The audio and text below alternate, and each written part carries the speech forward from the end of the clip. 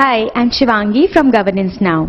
E-Benefit, IT and Social Welfare, that was the topic for the Reflect Roundtable held last fortnight in Governance Now.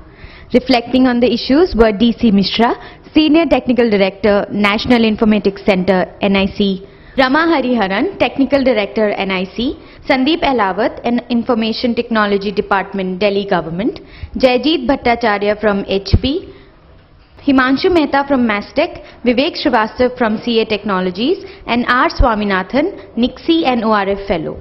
The roundtable was moderated by Sameer Sachdeva, Senior Editor, Governance Now. Here we capture the highlights through the opening remarks of each experts.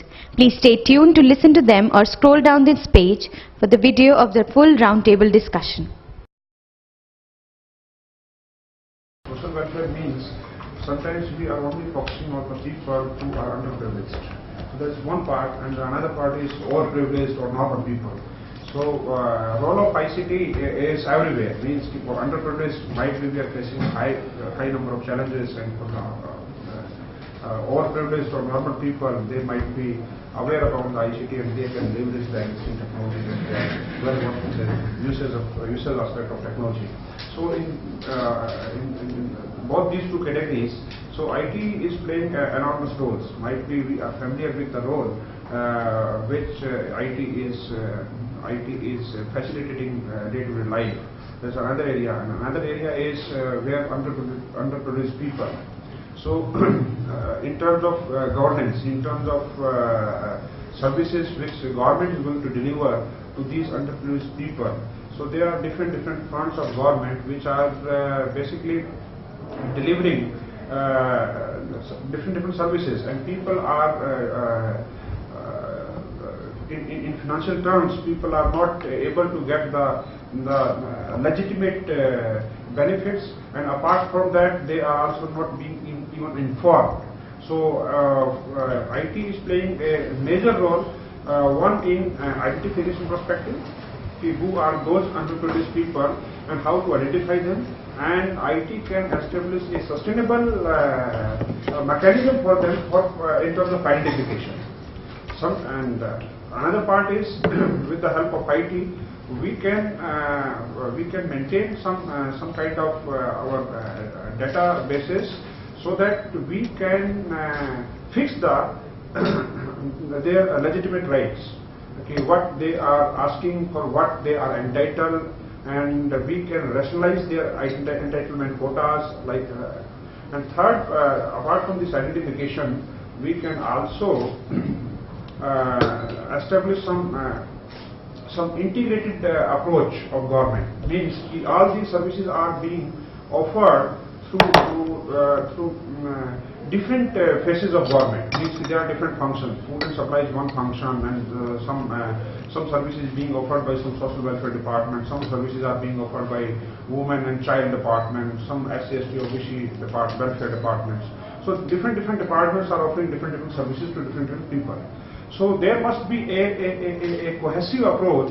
There must be a kind of an integrated window where all services can be offered to a particular person, either from a vulnerable section or from a normal guy.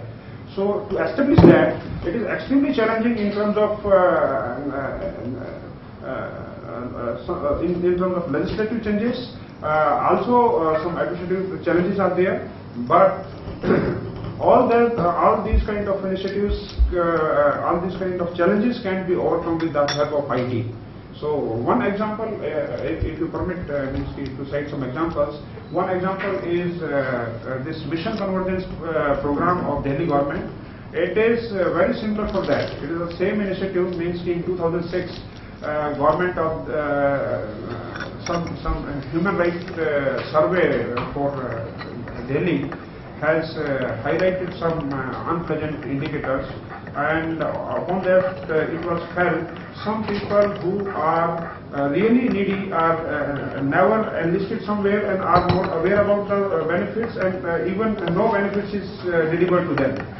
And there are some there are other sections within that section. There is some subsection within that section. They are getting benefits from each class. Since they are getting from social welfare also, they are getting benefits from the health area also, they are getting some ration benefits also, they are getting some financial benefits also. So only difference is some people are aware, some are not aware. So there must be a integrated approach for that. So, all these should be woven within a particular system, and they have come up with a program, Mission Convergence. It is successfully being executed there, and there is a body, Samajik Suvidha Sangam. It is a society of Delhi government. It is the implementation arm of that project.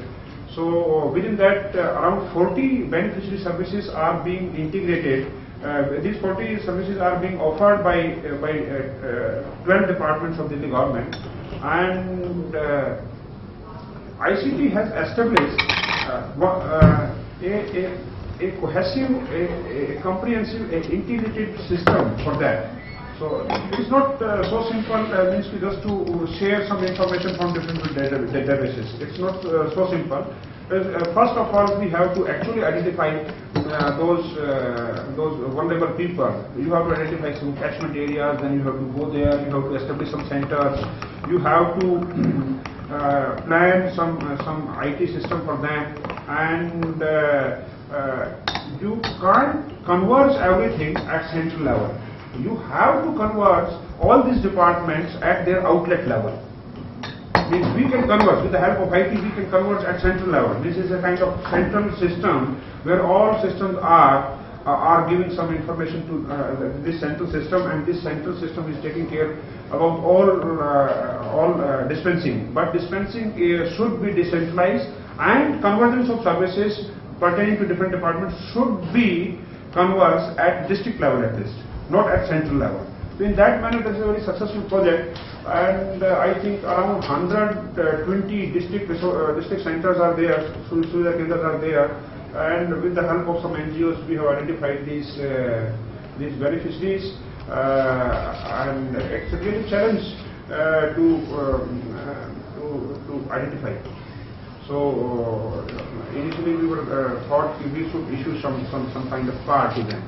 So subsequently it was felt, since this Aadhaar system is will be in place timely, so instead of capturing biometric, we should capture the ordinary information, ordinary demographic information, and we should issue them a simple card. Whenever the verification components will be required, then we will get it verified with the help of Aadhaar. And accordingly, we are also developing some state resident data hub, which will in turn facilitate all these kinds of integrations. So in that manner, this is one area where it is really resulting into some impact. And this M-governance, Delhi is outreach of this mobile is 100% in Delhi, or in other states also. So it's a very good instrument. It will be very instrumental to achieve the dissemination component, information dissemination. If someone is applying for a service, and if he is receiving a SMS, simply your application has been accepted, it means certificate aspect has been attached with that delivery of services.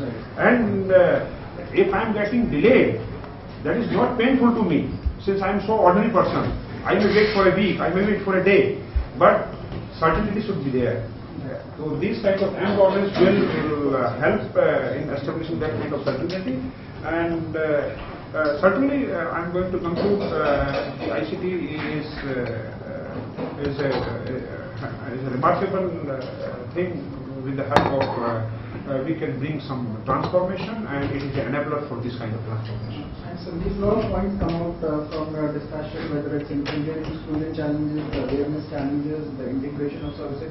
So all these points will be coming and discussing during our discussion. Just that I want to introduce Mr. Himanshu Mehta, who is with NASDAQ, and Himanshu, you just started. Sandeep from SLT Delhi has just given his opening remarks.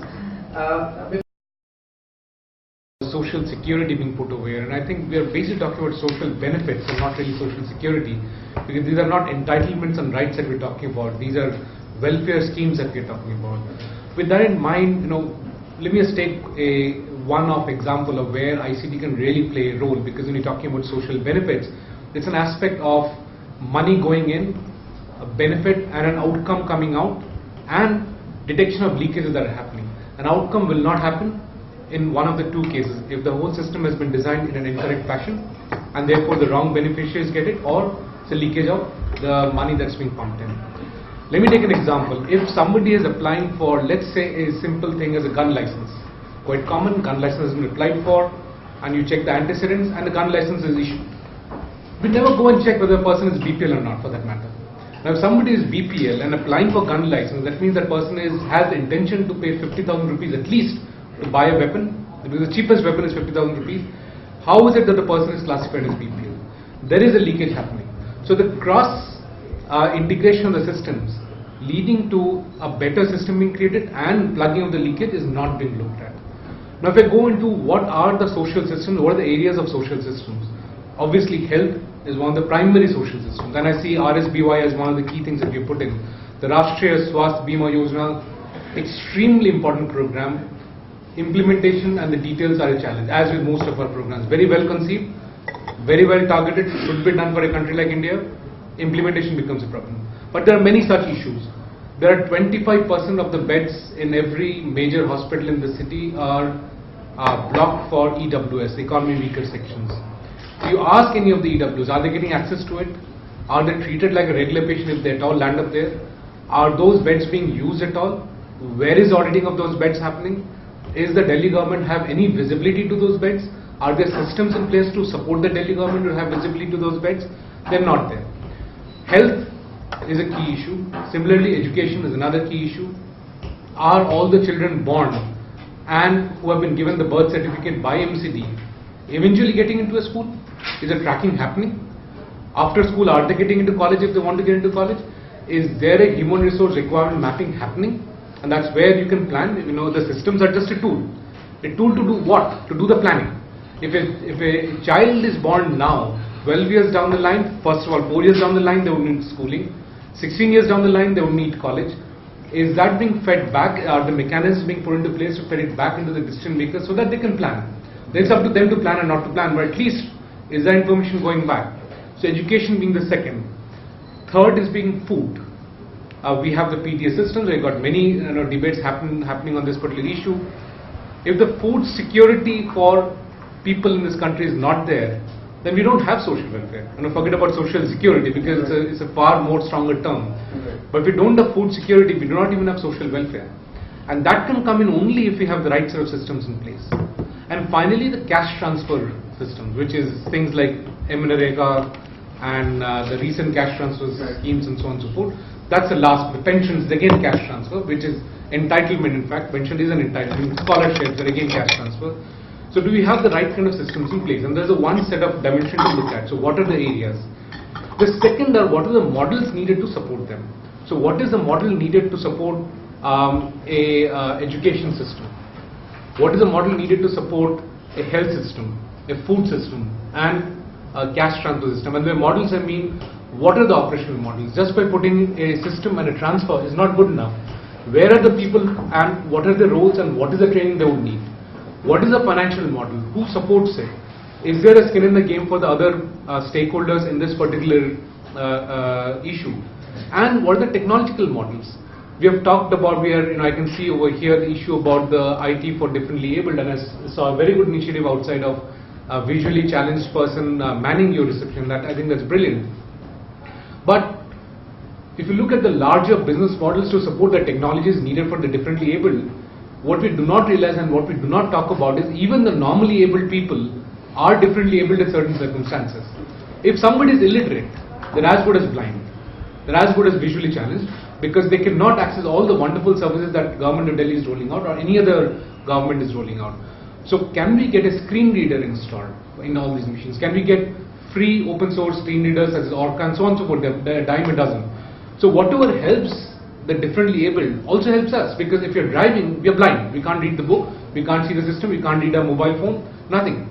If you can put in these open source free solutions, and if there are 15 million blinds, there are 300 million illiterates in this country. can we put in the systems to help them out? So what are the right set of technology models? And I'm only talking about one set of differently abled. There are many such differently abled people. 30, 40 years down the line, all of us will have challenges in putting our pen to the paper and writing and reading and so on and so forth. Where are those solutions? And if those solutions are not there, that means you're saying 40, 50 years down the line, if we are still around, we'll not be able to access all these welfare services that are being designed to probably target us 40, 50 years down the line. But the systems don't support it. So technological models need to be put into place, the operational models need to be put into place, the financial models need to be put into place, and finally what we need to have is a metrics for the outcome.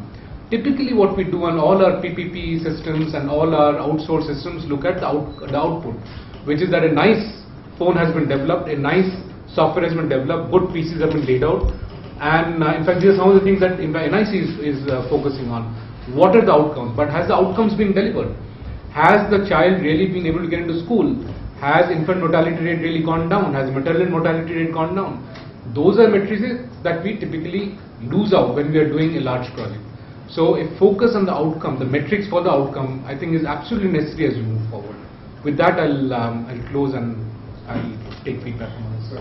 Intended beneficiaries coming in, and that's where some of the systems that the Delhi government is developing and NIC is developing comes into play to stop that leakage. Now, how can ICT play a role? In many ways. It's not that we are discussing this for the first time and that no step has been taken by the government. The Aadhaar project, the NPR project, they're all mechanisms to identify who the end beneficiary is and make sure that there is a targeted delivery of the subsidies. But it's a non-trivial problem. I think the good part is, as quoting him, that the vision has been laid out, that the problem has been recognized, the vision has been laid out. Now if I ask you the same question that, well, there is Aadhaar, so what's the next step? How do you identify and how do you make sure that the delivery is happening? It's a very non-trivial process. And I was just looking at these programs, Service Plus and so on. It says that anybody above 65 years will be getting certain benefits if they are under BPL.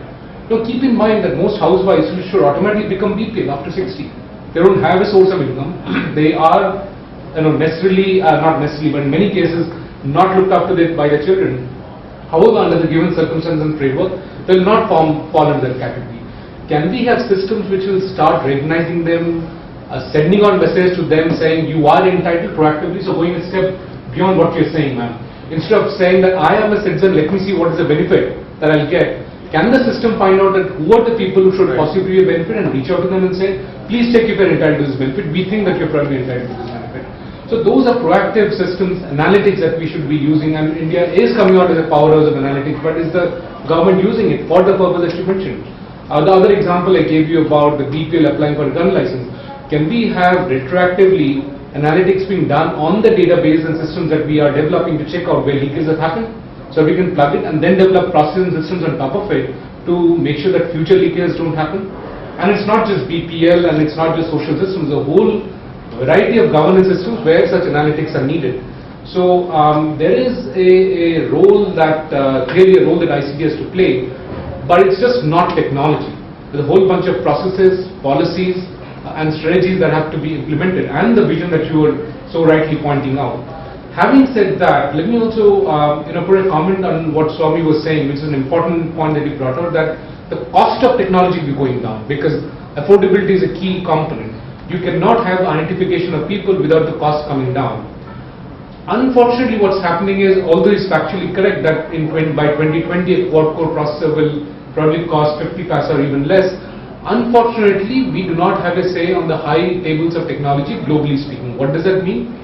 If I take a analogy, would there be a 1.5 lakh rupee car in the world if Tata did not go around and build it?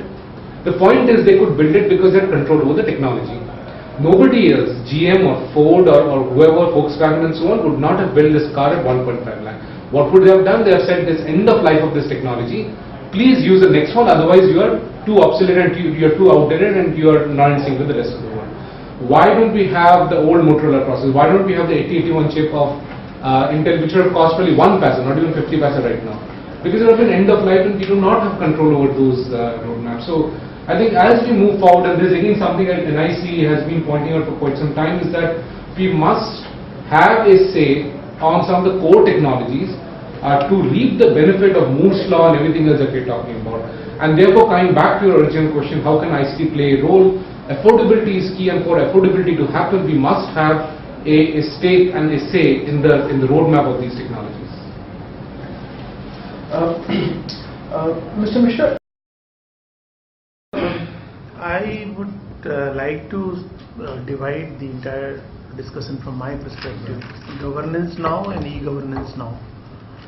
There are issues which these two gentlemen have already shared: health, education, PDS, poverty alleviation, land development, drinking water. These are the key areas where, of course, because of my occupation, current occupation, for me, I would take word social out of Delhi and take it to the country as a whole. Because for me, I deal with rural development, which doesn't happen in Delhi. Delhi has some 200 villages which are for the namesake. But we have 6 lakhs villages in India, 2,40,000 institution of governance at Gram Panchayat level, which is where the sufferers live, which is where the entitlement or the securities matter. In Delhi you have numerous channels to raise your voice, but those are the places where ICT, by its very nature, anywhere, anytime, accessibility, if can be offered, those people would really get benefited. Now, coming back from the NIC point of view, we have been with the governance, we have been trying to contribute wherever possible to extend the reach of the governance program to the rural masses. And particularly noticeably currently, as you had indicated, NREGA, we have the information system, e-governance system for it, which is being accessed by entire country. We manage from all the life cycle event of NREGA, right from the registration to the payment. It has grown into stages for last 5-6 years. We begin with a typical MIS system. Subsequently, we begin as a workflow. Technological architecture of the solution was right from the day workflow enabled, but the government was not using it because of lack of the connectivity, lack of the computing, lack of the capacity at the Gram Panchayat level. Still it prevails, but by and large now 6,000 blocks, the connectivity is available in 90%, more than 90%, leave aside some areas. So now it is being used in a workflow manner, right from the registration to allocation of job card to the demand of work and allocation of work, then must roll. We have recently introduced the must roll concept. We have also extended, but as Professor Jagdeep was saying, what happens you have done all this? What is the outcome?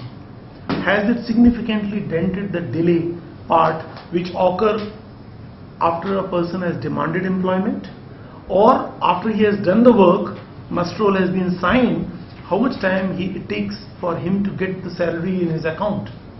Now that, there has been unpleasant data on this. A lot of delays are happening because core banking solutions have not reached to the country. Post office does not have core banking solution, which has, I'm sure you must be aware, there are 1,29,000 village level post offices in this country, but they do not have core banking. Department of Post is making an attempt, but the reality is today they don't have it. We have recently taken over with the bank and the post both, and now the BDO, the moment he says that please credit this, please transfer this credit to the job seeker who has worked, immediately it is getting transferred. So we have cut down the delays, but still it is significant.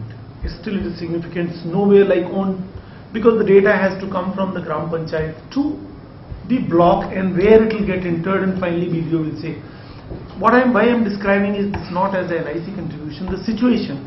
We have to appreciate the infrastructure availability at the ground. Merely saying that mobile has penetrated mass.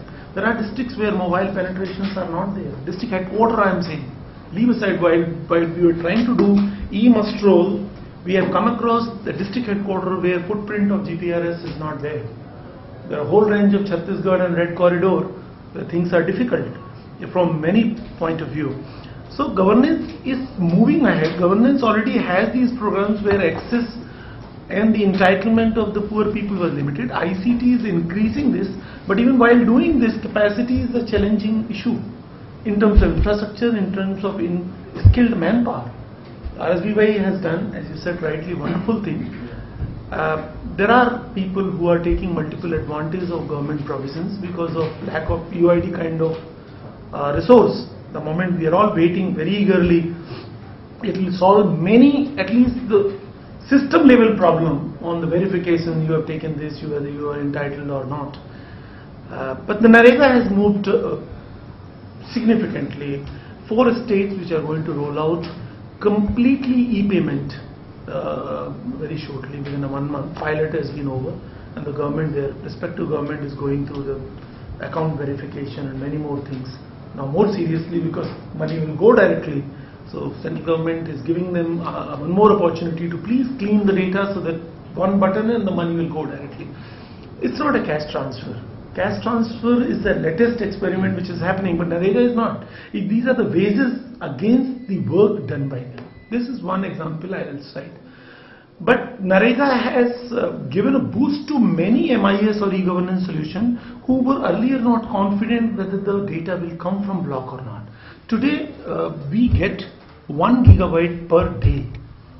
1 gigabyte per day. It's a massive system where we get photo of beneficiary, and everything is in public domain. You can query out, go onto the website narega.nic.in and you will get everything. We get 1 gigabyte data. In terms of urban infrastructure to manage this cloud or data center, yes, India is nearly matured. Not in cloud, but the data center management we have. I mean, NREGA servers are there. I may not know. It is in Pune, it is in Hyderabad, it is in disaster recovery, it is in 3 places, Delhi.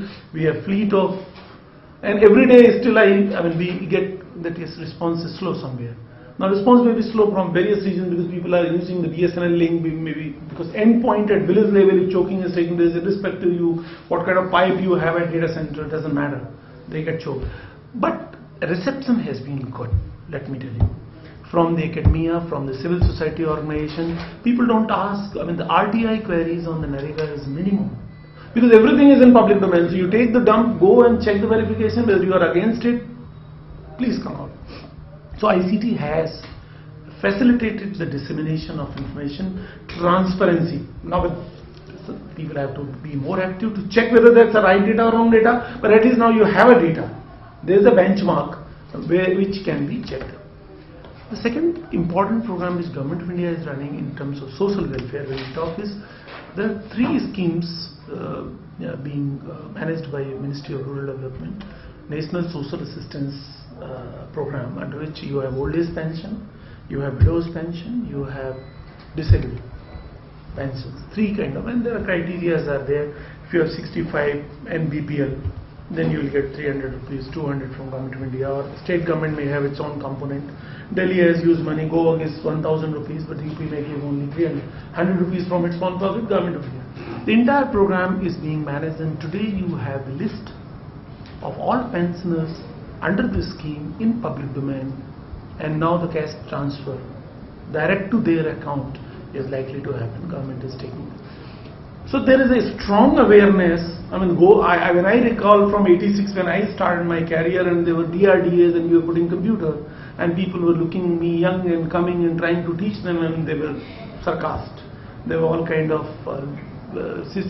feelings, but probably those 15-20 years were worth investing to bring the demand to this level. And this is not from me alone, this is from entire NIC, because we were the only initiative today, and that is the role of exactly the government, to create market for the industry partners so that they can take it forward.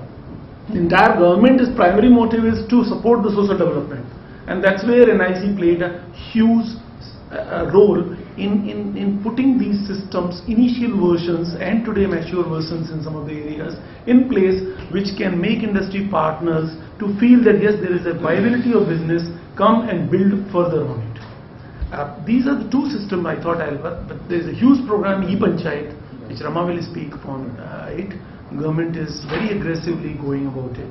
We have 2,40,000 Gram Panchayats in our country, and this is one of the mission mode project, where we have and service delivery. Now when we talk about service delivery, Delhi again is an exception, and they have done wonderfully, excellent job. But think about service delivery in rural areas. I mean, just having a 1 lakh CSC cannot act as a channel in 6 lakhs villages. You have to have, and they are business driven.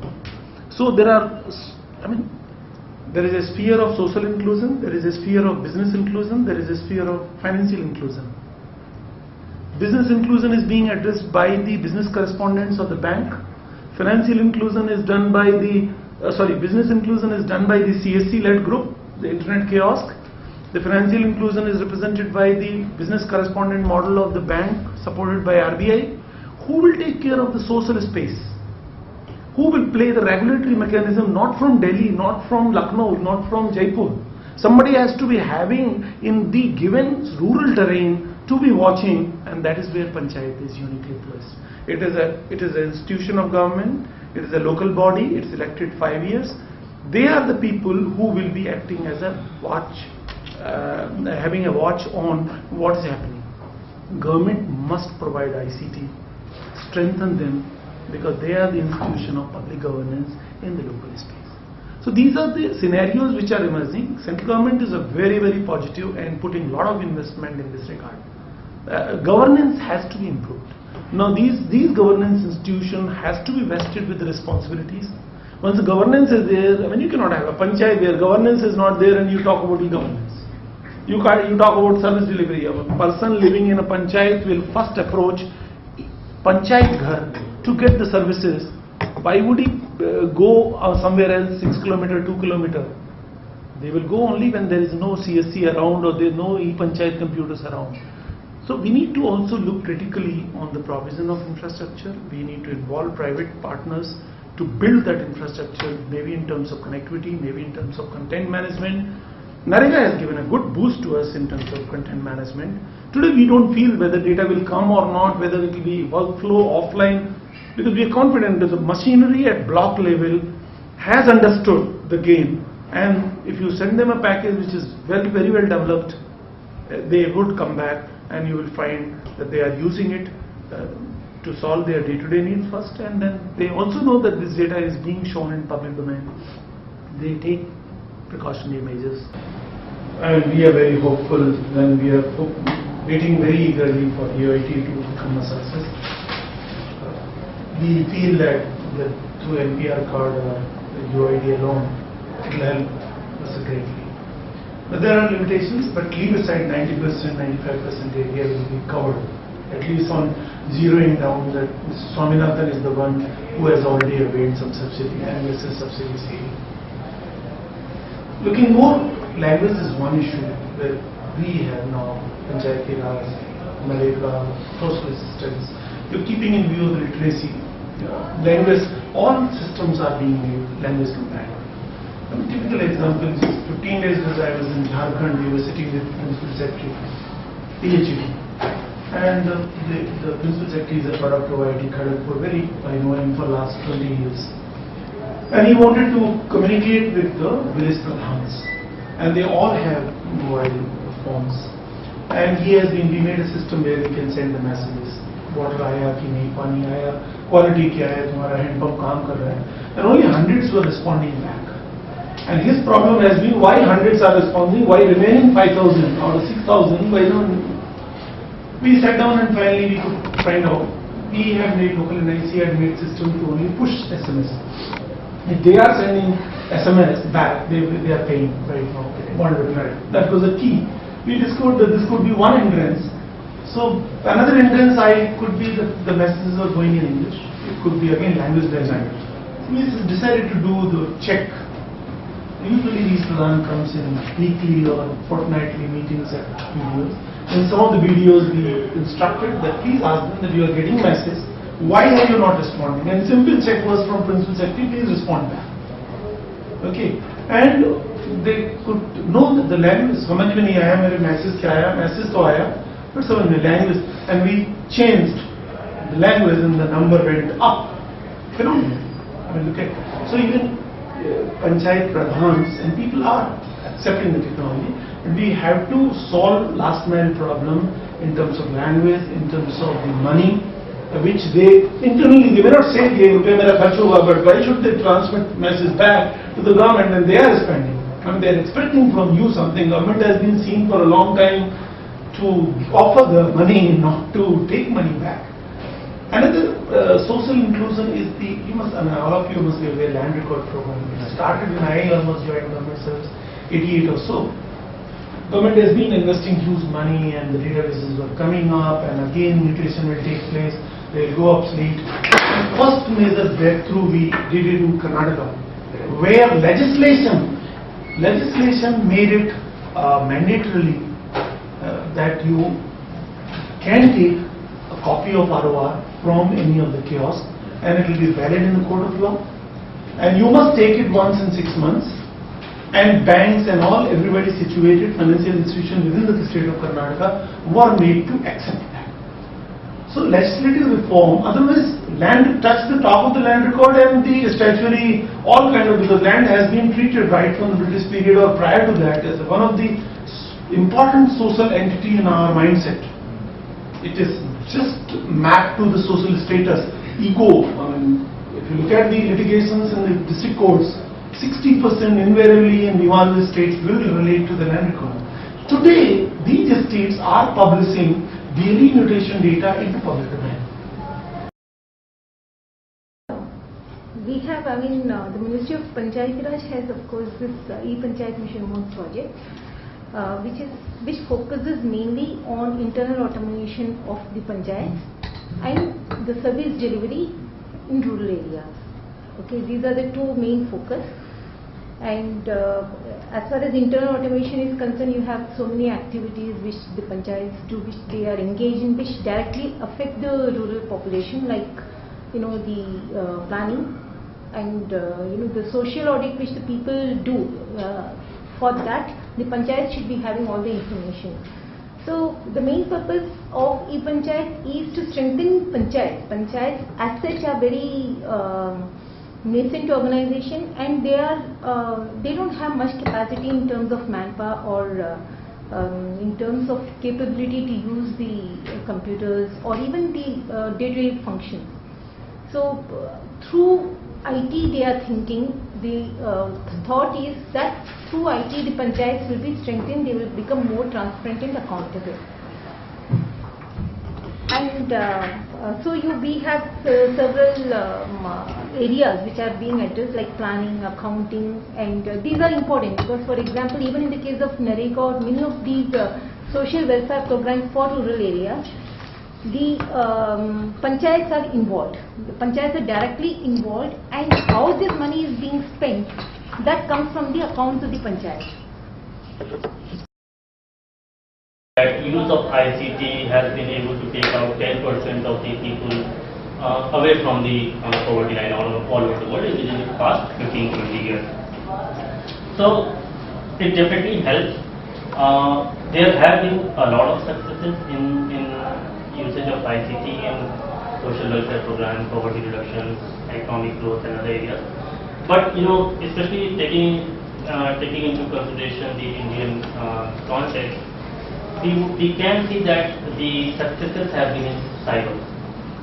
NREGA, a lot of IT is there, but even all over India, NREGA is not a successful IT implementation.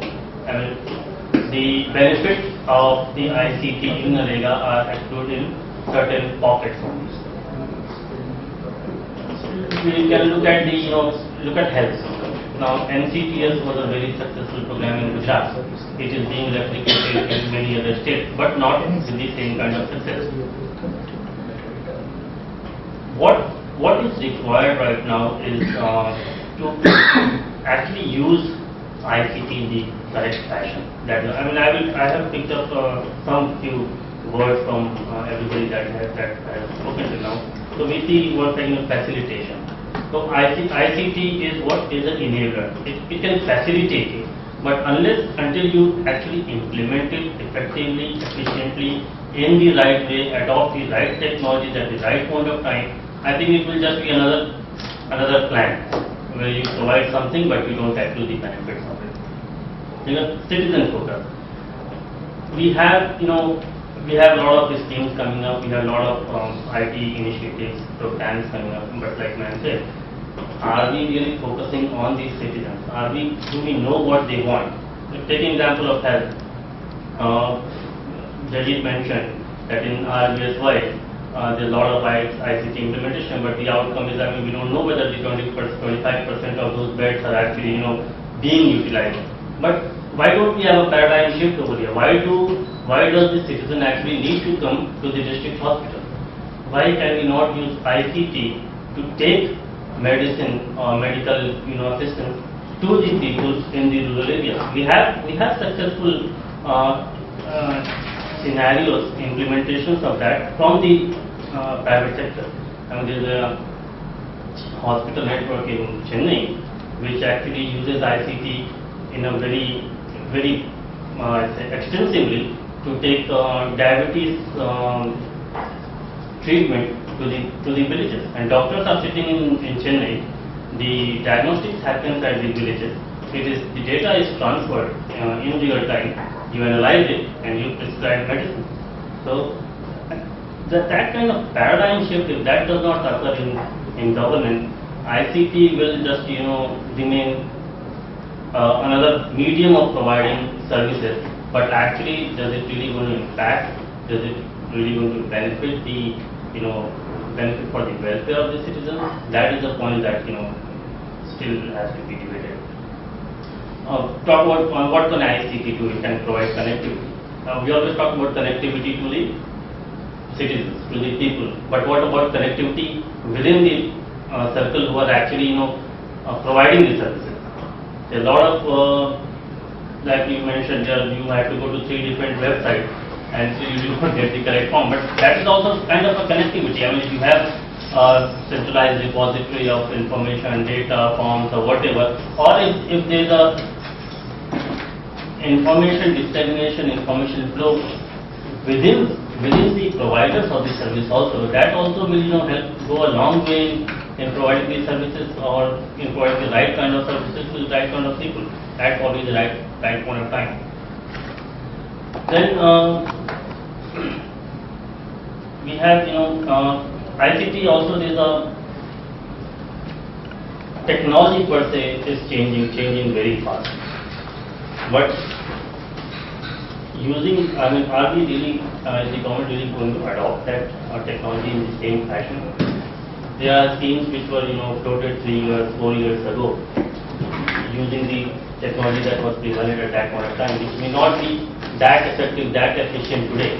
But since they have not been implemented, they will continue to be implemented using the same set of technology that were thought about 4 or 5 years ago. So we need to put in mechanism if we really want to use ICT for the benefits of the have-not, for the people who are in need, for the welfare of the public at large. We really need to adapt to the changing environment, adapt to the changing technologies that are there as fast as possible. That requires changes at the policy making level, decision making level. You really, you cannot take ICT as the way to bring in benefits to the poor. ICT can only be taken as a facilitator. You have to actually change the entire way. There's a lot of process improvement that we need to be there. Not only technological architecture, I would say, but process architecture has to be redefined as well.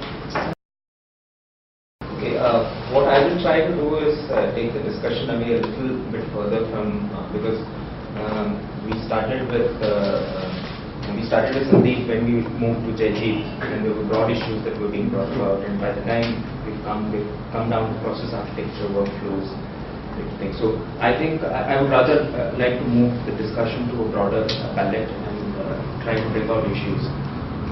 The first is to talk about social welfare schemes or social services. India spends approximately 400,000 crores every year on social services.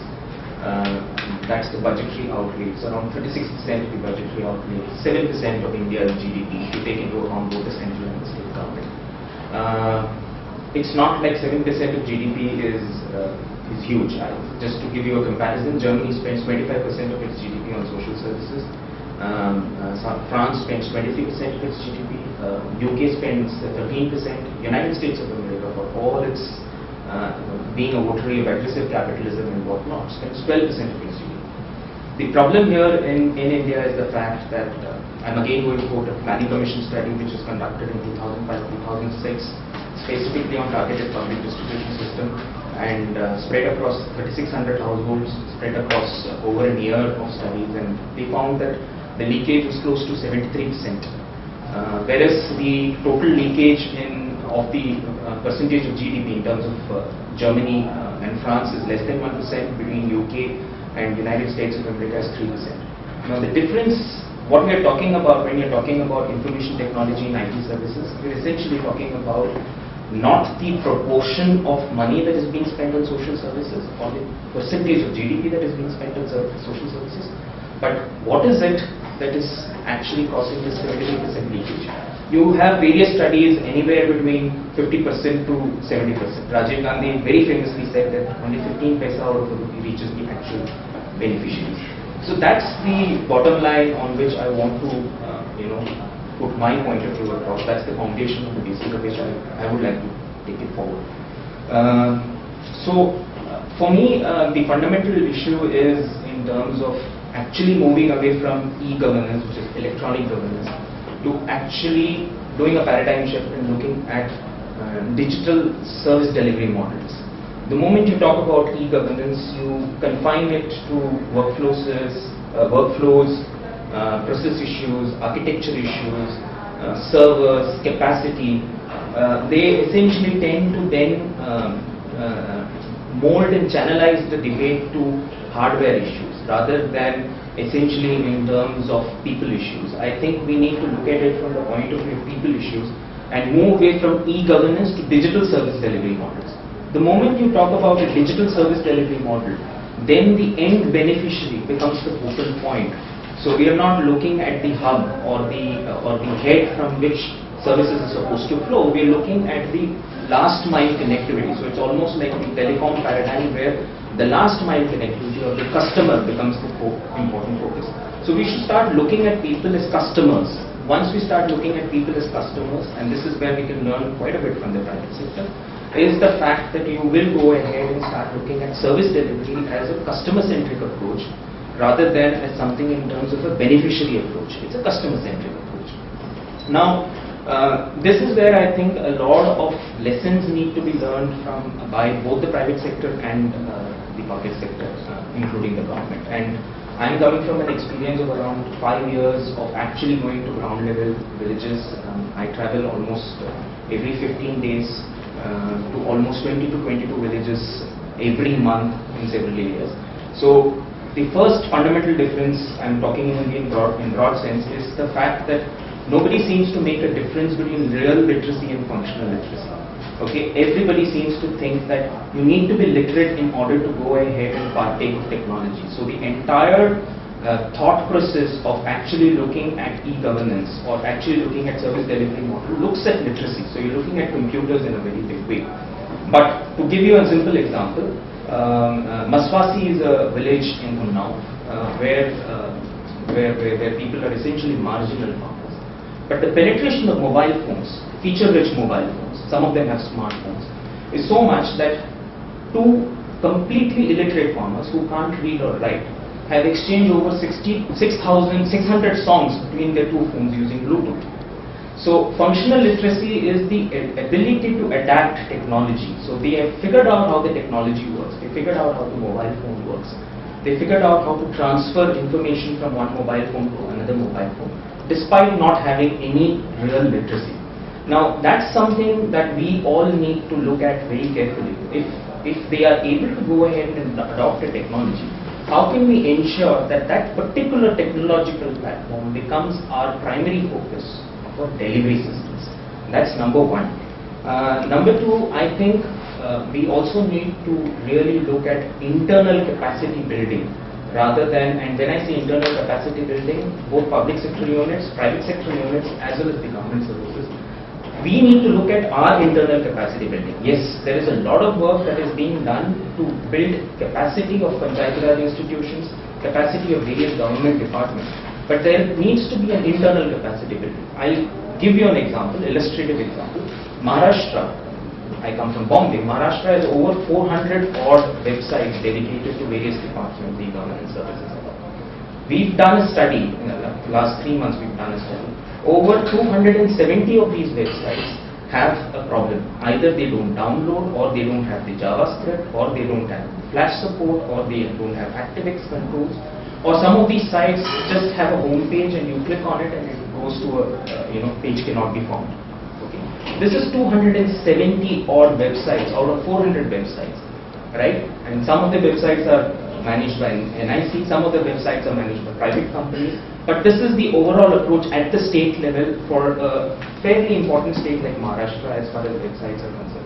Now what happens is that if you go ahead and try and talk to the people who are actually going ahead and doing this website, they haven't heard of UATs to begin with. There is nothing called as a user acceptance testing. There is nothing called as a user experience.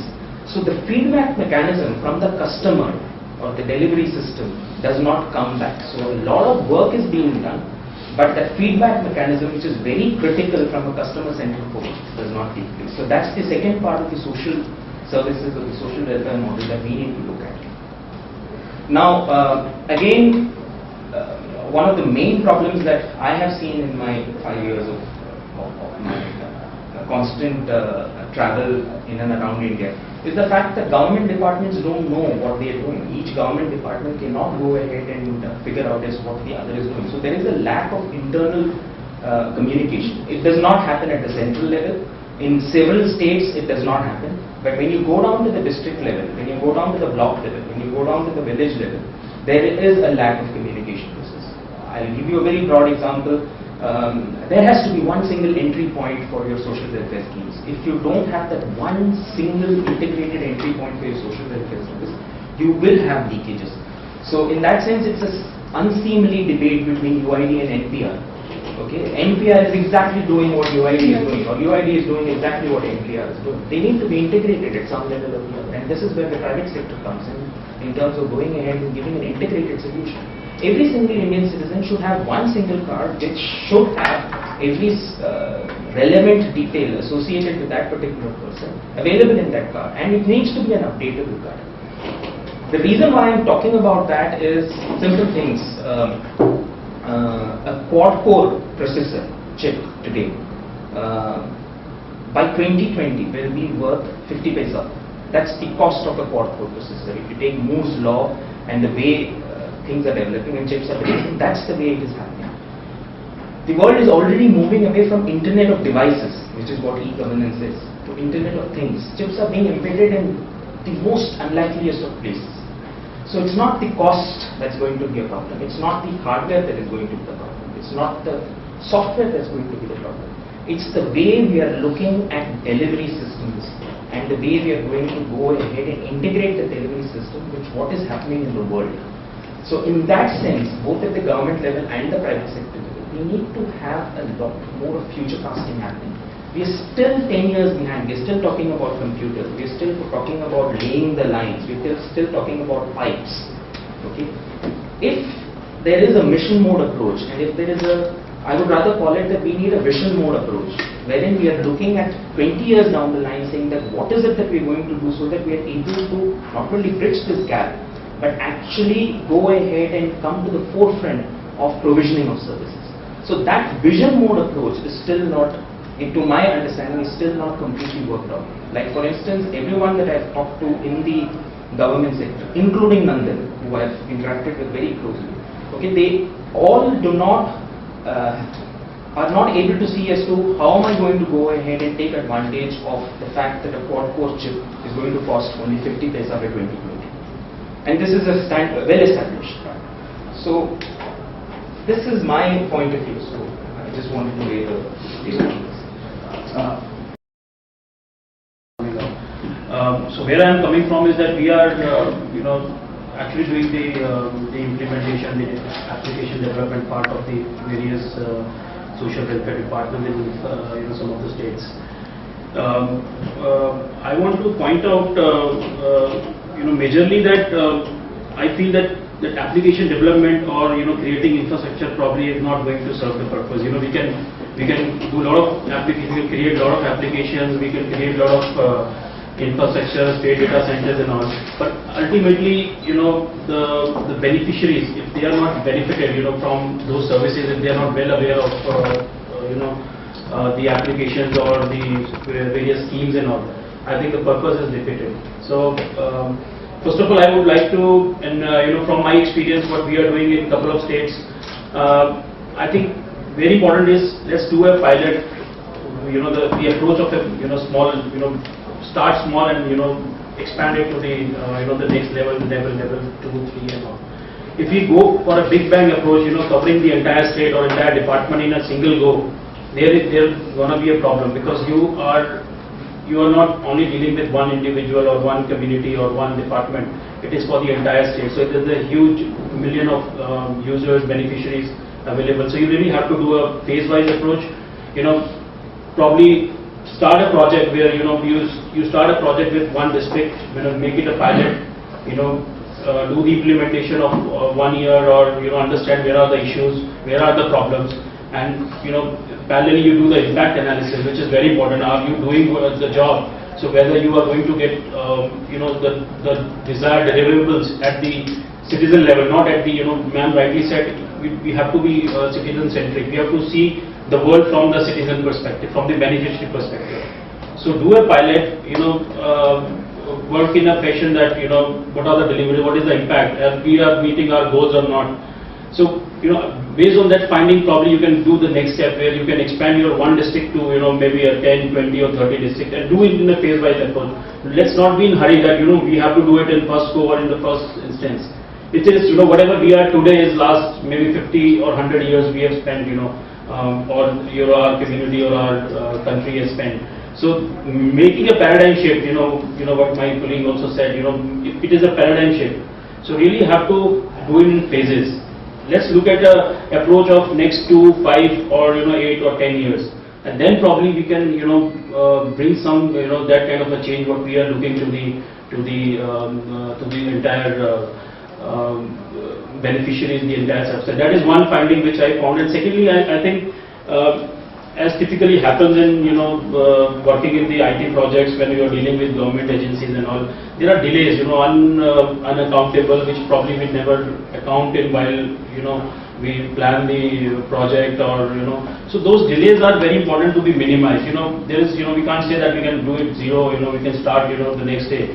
But I feel all the government departments and the private parties has to work in a hand in hand, and especially in the social sector. Social welfare sector is something which we need to very much understand, that it is something which we are neglecting for so many years. Social welfare, in fact, in some of the state governments I went, they said this is a punishment post. That you are going to the social welfare sector, it is a punishment post. So if that kind of psychology is there, you probably keep punishing the people who are probably at the ground level. So I think we have to take very, very seriously the entire social welfare sector as such, because ultimately the development of villages will lead to the developed economy of the country.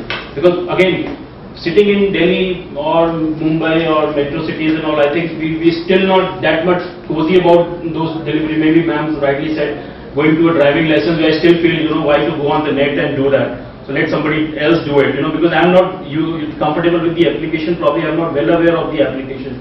So I, in fact, the recent experience of my changing the address in this thing, I struggled for last almost 3-4 weeks. So I finally gave it to somebody, just do it for me. Why should I go and do this?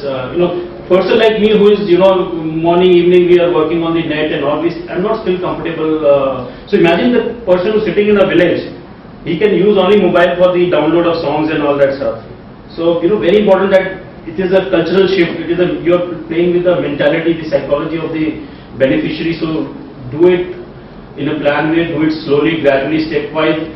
Do a implementation, take the impact analysis, then do a second phase, then do a third phase if required. So do it in that way, and don't restrict yourself or ourselves, to do it in 2 years or 3 years or 4 years of time. let it be the natural, because we are playing with the entire cultural or the paradigm shift. So that is another point where I felt some of the projects I found not delivering the results. And very importantly, I also feel that ICT is not a single responsibility for the IT companies. I feel it is something more than that. Only IT companies will do the application part. There is a probably support or maybe help or hand in hand with the NGOs or with the companies who are focused in the domain. So we have to work with them on the field. Like for example, we are working in one of the Odisha cash transfer project. So what we are doing is, we are not the only company. We are working in a consortium where we have a partner who work on the field. They do the we are doing the cash transfer application part, but on field study whether the things are happening and reaching the right people or there are some issues. So that entire work is done by that particular agency. So it's not a single IT company's job. Probably there are stakeholders like government, the IT company, and probably the companies who are into the field and doing the doing the social welfare, NGOs and all. So I think all these stakeholders have to work hand in hand. And probably in last probably 2-3 years, we have also matured as an organization for the social welfare sector, in the sense that we created a it's a COE we call Center of Excellence. So where we have we are trying, and in fact it is continuously upgrading, that it is a service delivery I should call it a social welfare delivery framework, where we are developing an approach which probably we are not calling it a typical SDLC, where software development life cycle. It's not purely that. We're calling it that we're taking a 4E approach. We call it a 4E approach. The first E is the empathize. Just empathize with the beneficiaries. Just put yourself in their shoes. We are not supposed to just do the system study and create an application. We probably need the BPR or the government GPR. There might be a change of processes where we are unnecessarily doing a lot of ifs and buts in the entire system. So we probably have to look from that and create empathize with the beneficiary and understand the world from their point of view, and do the development of the application. Then we do educate. The second E is the educate, where we feel that training is not the last part of it, because typically SDLC, in the SDLC, training is the last. So where you do train and get out, of the project. It should be the training is and hand holding is right from the first day. You probably have to make, first of all, the stakeholders aware, they educate about, this system is not going to, do any harm, it is going for your benefit, for your easiness and all. And then, take it, continuously do this with the beneficiaries as well, and do a hand-holding for 2 to 5 years. Let's not restrict ourselves that, you do it for 1 or 2 years, then you change the partner or you change the, the IT companies and all. You continuously look for 2 to 5 years and create that education part.